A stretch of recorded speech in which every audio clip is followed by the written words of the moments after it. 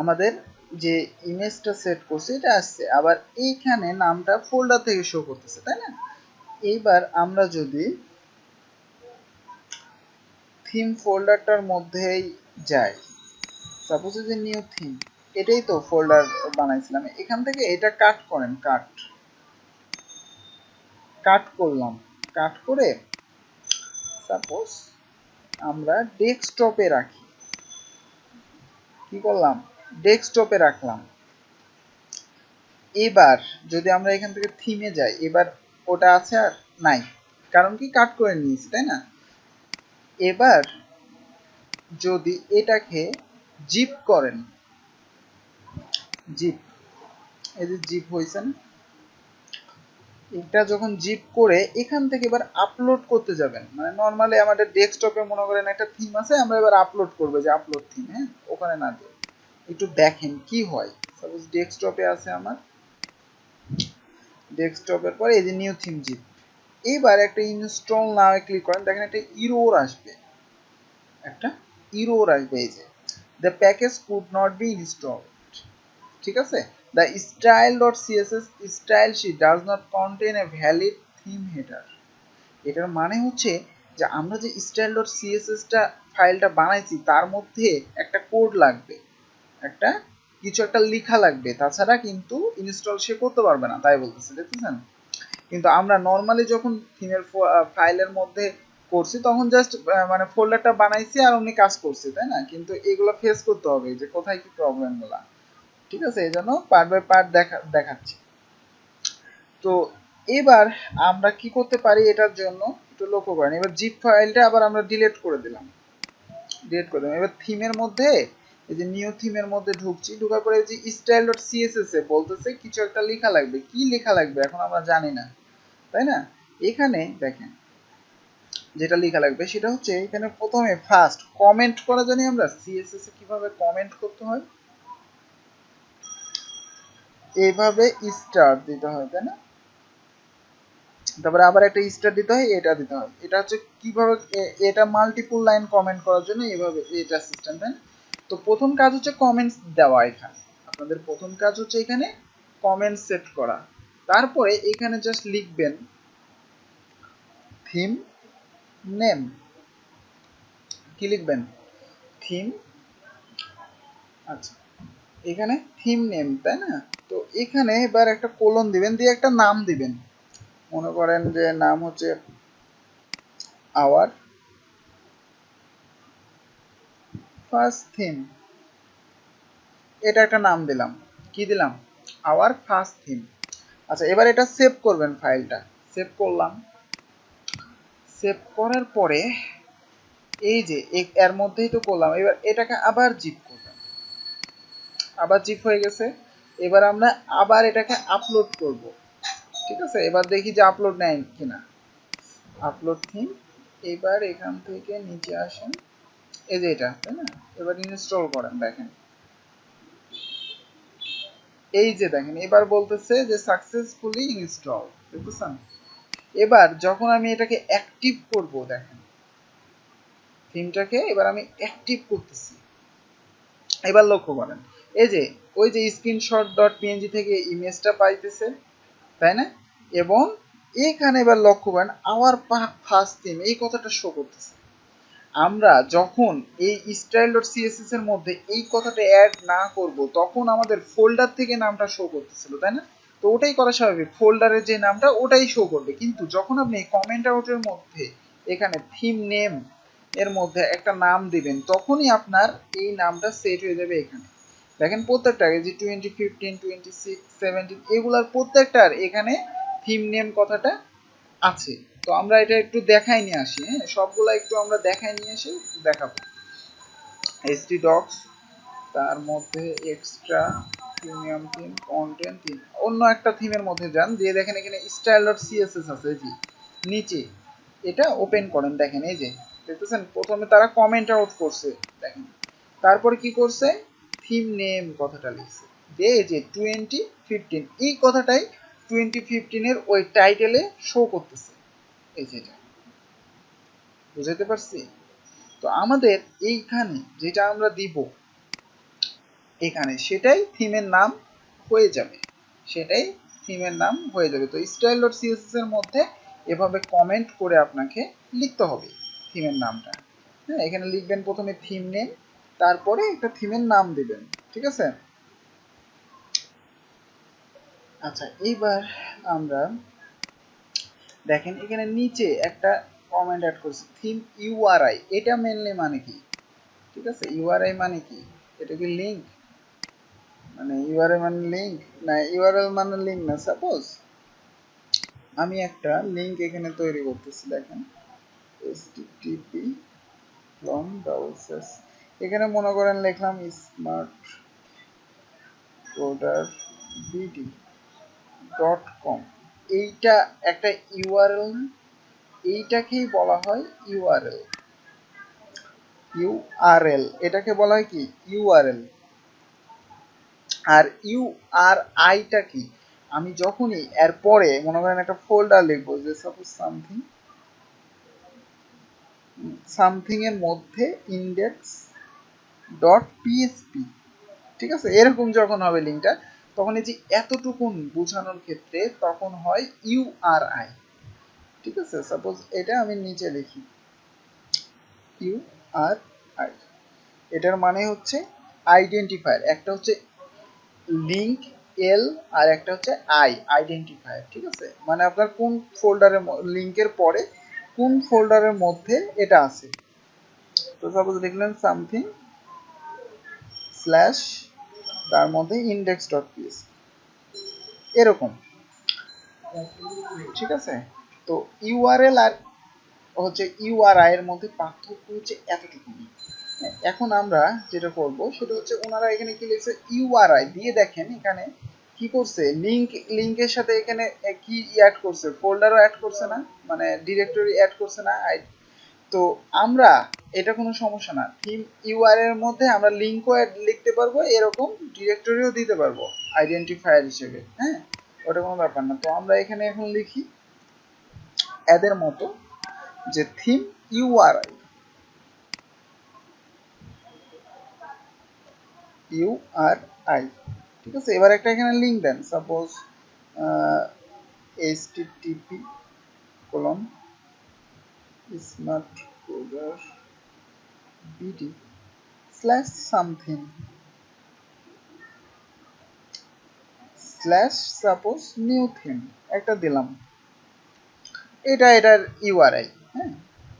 আচ্ছা, এবার যদি আমি সেভ করি এটা আবার, এবার দেখেন তো যে এই কথাটা এখানে কোথায় শো করে, একটু রিলোড দেন, এখানে কোথাও শো করে, শো করে না। এবার থিম ডিটেলস নামের একটা দেখতেছেন, প্রত্যেকটার কিন্তু থিম ডিটেলস আছে, একটু লক্ষ্য করেন।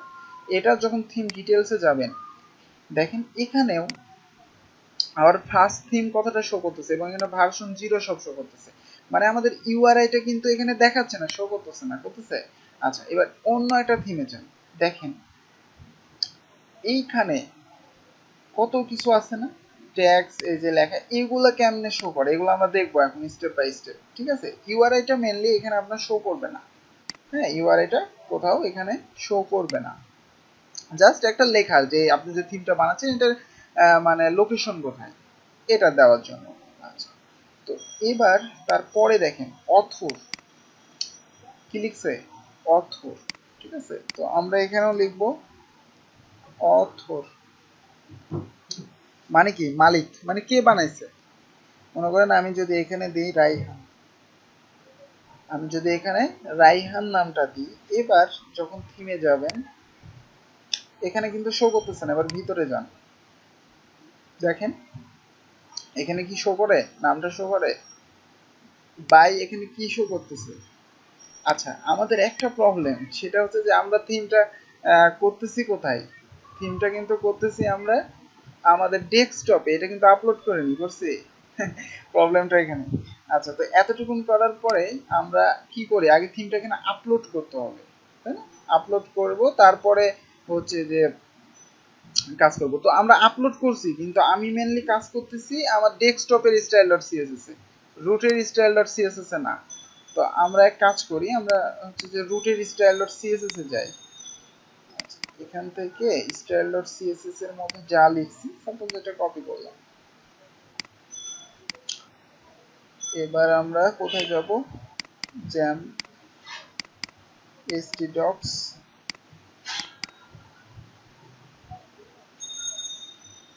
New theme content theme new theme.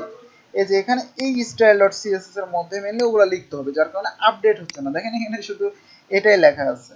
আচ্ছা পেস্ট করেন, আচ্ছা উপরের লাইনটা আমি বাদ দিয়ে দিই।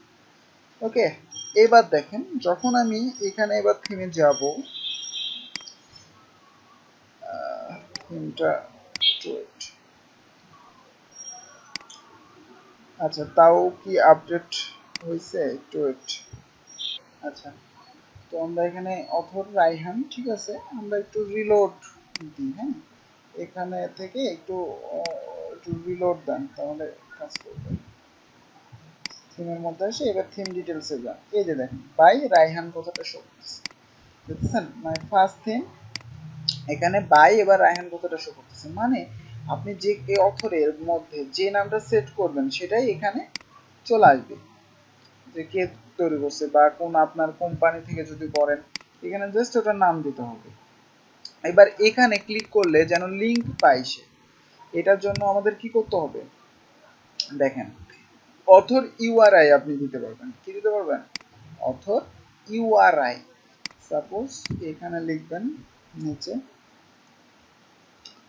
Author URI. এবারে এখানে সাপোজ দিয়ে দিতে পারেন সাপোজ ইউআরআই। তো আমি http দিলাম ক্লোন ডবল স্ল্যাশ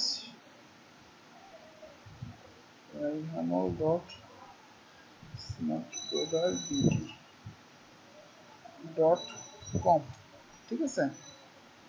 সাপোজ ইউআরআইটা দিয়ে দিলাম আমার।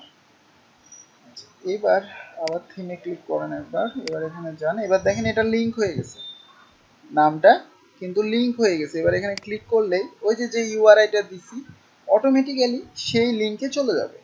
দেখেন এখানে লোডিং হচ্ছে ওই লিংকে যাওয়ার জন্য, ঠিক আছে।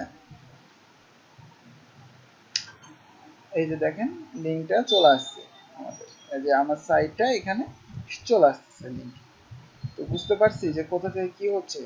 আপনি যখন শুধু অথর লিখবেন তখন যে নামটা দিবেন ওটা ওখানে শো করবে, আর এর মধ্যে লিংক তৈরি করার জন্য অথর ইউআরআই কথাটা দিবেন, তাহলেই দেখবেন যার মধ্যে একটা লিংক, যে লিংকটা দিবেন ওটা চলে গেছে, ঠিক আছে। আচ্ছা আচ্ছা তারপরে একটু লক্ষ্য করেন ডিসক্রিপশন দিছে, আপনি এখানে ডিসক্রিপশন দিতে পারেন, ঠিক আছে, তাহলে শো করবে ডিসক্রিপশন।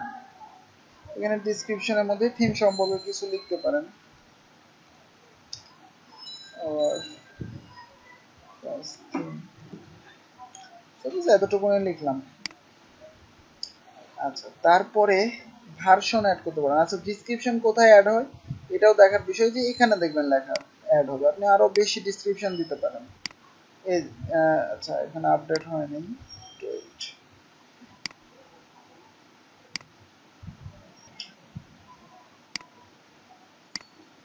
এই যে this is our first theme, ঠিক আছে। এখানে আরো অনেক ডিসক্রিপশন আপনি দিতে পারবেন, অন্যান্য থিমে দেখবেন যে অনেক ডিসক্রিপশন দেওয়া আছে। আমরা ফার্স্ট একটু দ্রুত দেখাচ্ছি কারণ আমরা নিজের ইচ্ছা মতো দিয়ে দিতে পারবেন। তারপরে ভার্সন অ্যাড করতে পারবেন, যেরকম ওনারা এখানে ভার্সন দিছে, এই যে ভার্সন, ঠিক আছে। সাপোজ আমাদের থিমের এটা প্রথম ভার্সন হিসেবে সাপোজ আমরা 1.0 দিতে পারি, এখানে দেন version suppose 1.0।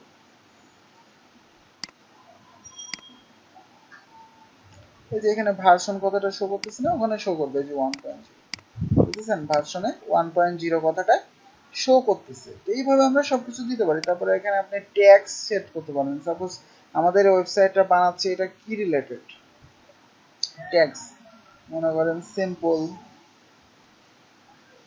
Theme, suppose simple theme, তারপরে দিতে পারেন ব্লগ, ওকে, তারপরে দিতে পারেন ই কমার্স, আচ্ছা এখানে কি কি রিলেটেড থাকবে থিমে ট্যাগস এর মধ্যে আমরা অ্যাড করতে পারি, এটাও এখানে শো করবে।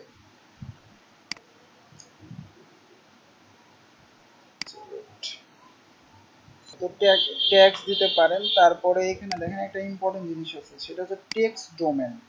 হ্যাঁ, এটা আমরা এখানেও সেট করতে পারি বা পরবর্তীতে আমাদের এটা লাগবে।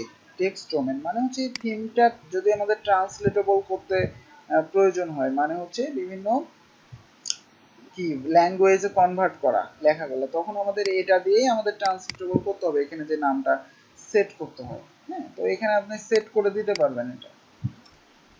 সাপোজ টেক্সট ডোমেন এই কথাটা লিখে এখানে একটা নাম দিতে হবে, সাপোজ ফার্স্ট থিম। এটা দিয়ে আমরা পরবর্তীতে ট্রান্সলেটেবল করতে পারবো। ওকে, তো আপাতত এতটুকুনি থাকলো। আপনারা অন্যান্য থিমে আরো কি কি লিখছে এগুলো দেখতে পারবেন, এগুলাই থাকে। ওকে, বেশিরভাগই তো এতটুকুনি আমাদের বেশি প্রয়োজন, এতটুকুনি হলেই যথেষ্ট। তো আমরা বুঝতে পারছি মনে হয় যে আমরা একটা থিম ডেভেলপমেন্টের জন্য আমাদের এই যে অন্যান্য থিমে যে এগুলো লেখা থাকে এগুলো কোথা থেকে আসলে আসে। মেনলি এখানে স্টাইল ডট সিএসএস এর কমেন্টের মধ্যে আপনি এগুলা লিখে অ্যাড করতে পারবেন। হ্যাঁ, এগুলা চলে আসবে। তাহলে এখানে একটা ভুল ইয়ে আছে, এটা দেখায় নিয়ে আসি। যেমন আপনি চাইতেছেন এই থিমটা ডিলিট করে দিতে, ঠিক আছে, এখন আছে এখান থেকে ডিলিট করে দিতে যাচ্ছেন। তো এখান থেকে আপনি যে থিমটা অ্যাক্টিভ থাকবে সেটা ডিলিট করতে পারবেন না। হ্যাঁ, দেখেন ডিলিট করার অপশন নাই, কিন্তু আপনি যখন এইটাতে যাবেন দেখেন এখানে ডিলিট করার অপশন আছে। ঠিক আছে, তো আপনি যখন এই থিমটা ডিলিট করতে চান তখন এটাকে অন্য একটা থিম অবশ্যই অ্যাক্টিভ করতে হবে, তারপরে এটা যখন পাশে আসবে তখন ওটার মধ্যে ঢুকে আপনি ডিলিট করতে পারবেন, যেখান থেকে ডিলিট হয়ে যাবে থিমটা। ঠিক আছে, যাই হোক, তো এখন আমরা থিম ডেভেলপমেন্টের যে ডকুমেন্টেশন যেটাকে বলা হয় wordpress.org, হ্যাঁ, কোডেক্স ডকুমেন্টেশন, ওটা আমরা একটু দেখব। তো আপনারা ব্রাউজারে লিখবেন codex dot WordPress dot ORG, এই কথাটা লিখবেন। ঠিক আছে, এই লিঙ্কটা হচ্ছে মেইনলি ডেভেলপারদের জন্য, মানে কিভাবে থিম ডেভেলপমেন্ট করতে হবে, কিভাবে ওয়ার্ডপ্রেস ইউজ করতে হবে, এগুলো লেখা আছে। যেরকম একটু নিচে আসেন, যে দেখেন learn how to use WordPress. ঠিক আছে, এখানে দেখেন যেগুলো বেসিক দেখানো হয়েছে ওগুলো সব এখানে লেখা আছে। কিভাবে প্লাগইন ইউজ করতে হবে, কিভাবে স্টার্ট করবেন, কিভাবে কোনো একটা ল্যাঙ্গুয়েজ চুজ করবেন, সব কিছু এর মধ্যে আছে। কিভাবে পোস্ট করবেন সব আছে। ঠিক আছে, তো একটু নিচে আসার পর দেখেন এই যে ওয়ার্কিং উইথ থিমস, দেখতেছেন, তারপর রাইট এ প্লাগইন, সবকিছু এখানে পাবেন ডকুমেন্টেশন। তো এখানে এই যে ওয়ার্কিং উইথ থিমস এর মধ্যে যেহেতু আমরা থিমস এখন করতেছি, তার জন্য আমাদের কোথায় যেতে হবে, থিম ডেভেলপমেন্ট। ঠিক আছে, তো এখানে একটা ক্লিক করেন।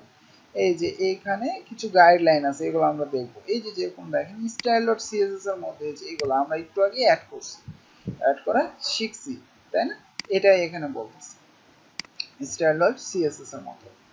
আচ্ছা, তো যারা প্রথমত মেনলি এই যে এই সাইটে এসে শিখবে, মানে তাদের শেখাটা অনেক কঠিন হবে, কারণ এখানে অনেক কঠিন ভাবে মানে কিছুই বুঝবে না এমন অবস্থা। হ্যাঁ, কোডেক্স ডট ওআরজিতে, কিন্তু যারা মেনলি পিএইচপি পারে বা হচ্ছে যে ডকুমেন্টেশন পড়ে পড়ে কাজ করতে পারে, তারা আবার কিন্তু পারবে।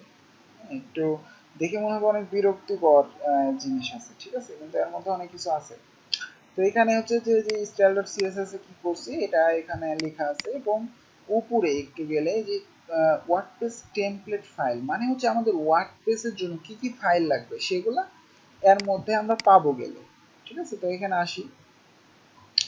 আচ্ছা, তো এখানে আসার পরে মেইনলি আমাদের বেসিক লেভেলে দেখেন এই যে হেডার থাকে, কন্টেন্ট থাকে এবং ফুটার থাকে। এটা হচ্ছে পেজ স্ট্রাকচার, এটা হচ্ছে পেজ স্ট্রাকচার।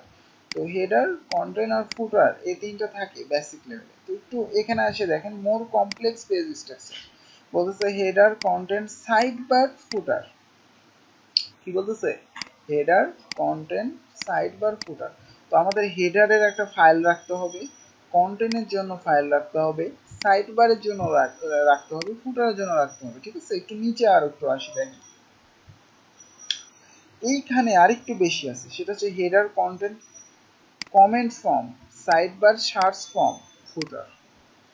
ঠিক আছে, তো এই যে সিস্টেমটা, এখানে মনে করেন হেডারের জন্য আমরা একটা ফাইল রাখতে পারতেছি header.php, কন্টেন্টের জন্য কি আমরা content.php নামে একটা ফাইল রাখবো, বা হচ্ছে সাইড বারের জন্য আমরা একটা ফাইল রাখতে পারবো যে sidebar.php, যেরকম এখানে লক্ষ্য করেন যে footer.php নামে একটা ফাইল রাখতে পারবো, তারপর sidebar.php নামে একটা ফাইল রাখতে পারবো, searchform.php নামের একটা ফাইল রাখতে পারবো, header.php নামের ফাইল রাখতে পারবো, কিন্তু এখানে কি কন্টেন্ট জন্য কোনো ফাইল রাখতে পারবো আমরা? আচ্ছা, কন্টেন্টের জন্য তাহলে আমরা কি করতে পারি, কন্টেন্টের জন্য আমরা কিভাবে কি করতে পারি, এটার জন্য একটু যেটা করবেন সেটা হচ্ছে আমাদের লেটেস্ট যে থিমগুলো আছে এখানে এখানে 17, তাই না, 17 এর মধ্যে এখানে দেখেন তো যে কত এগুলো ফাইলের মধ্যে, এই যে দেখেন header.php নামের পাইছি, footer.php নামের পাইছি পাইছি তারপরে এই যে সার্চ ফর্ম নামের পাইছি, সাইড বার নামে পাইছি পাইছি না, এগুলা ফাইলই তো আমরা ওখানে দেখলাম যে লাগবে কাজ করতে গেলে। আচ্ছা, তো লাগবে ঠিক আছে, কিন্তু এখানে কন্টেন্ট পাইছি, কন্টেন্ট মানে এবার টেমপ্লেট পার্টের মধ্যে যান, এখানে কিছু আছে ফুটারের জন্য দেখেন ফুটার, তারপরে হেডারের জন্য দেখেন হেডার, নেভিগেশনের জন্য নেভিগেশন, ঠিক আছে, এখানে কন্টেন্টের জন্য কিছু আছে, এখানে কন্টেন্টের জন্য কিছুই নাই, তাই না। তো আমরা 16 যে থিমটা এটার মধ্যে এবার যান, ঠিক আছে, এখানে টেমপ্লেট পার্টের মধ্যে যান, এবার এখানে দেখেন লক্ষ্য করেন content.php দেখতেছেন, content none.php, content page.php, content search.php, তো এগুলো এক একটা টেমপ্লেট পার্ট বলা হয় এগুলাকে, হ্যাঁ, এগুলো সম্পর্কে আমরা বিস্তারিত জানবো। তো মেইনলি শুধু content.php ও আছে এর মধ্যে, হ্যাঁ, তো আমরা দেখবো এটা, হ্যাঁ, কোন কোন ফাইল কিভাবে কোনটা কি কি কাজ করছে, আমরা বিস্তারিতভাবে প্রত্যেকটা পার্ট বাই পার্ট এখানে দেখবো। ওকে।